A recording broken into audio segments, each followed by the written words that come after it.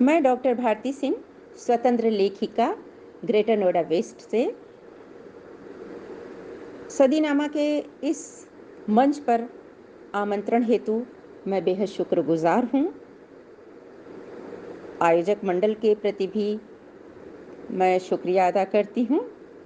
साथ ही श्रोतागण जो हमें सुन रहे हैं उनके प्रति भी मैं शुक्रिया अदा करती हूँ।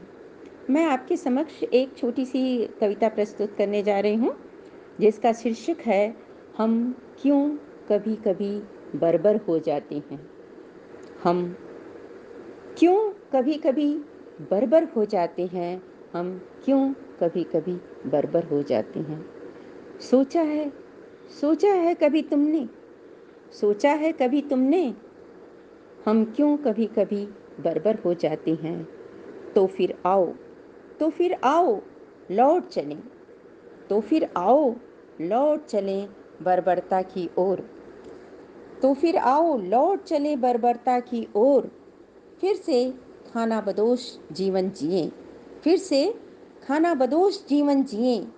बेफिक्र बेफिक्र खुले आकाश की बाहों में विस्तार लें, बेफिक्र खुले आकाश की बाहों में विस्तार लें। आओ आओ फिर से इतिहास की पड़ताल करें, होड़ों का रक्त तो नहीं दौड़ रहा हम में।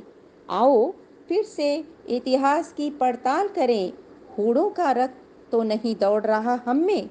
हम क्यों कभी कभी बर्बर हो जाते हैं। हम क्यों कभी कभी बर्बर हो जाते हैं।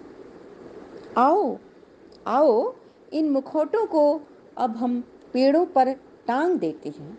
आओ इन मुखौटों को अब हम पेड़ों पर टांग देते हैं, घर की खूंटियों की मानिंद। आओ इन मुखौटों को अब हम पेड़ों पर टांग देते हैं, घर की खूंटियों की मानिंद।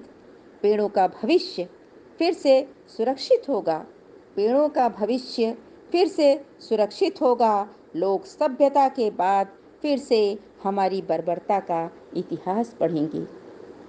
पेड़ों का भविष्य फिर से सुरक्षित होगा, लोग सभ्यता के बाद फिर से हमारी बर्बरता का इतिहास पढ़ेंगे।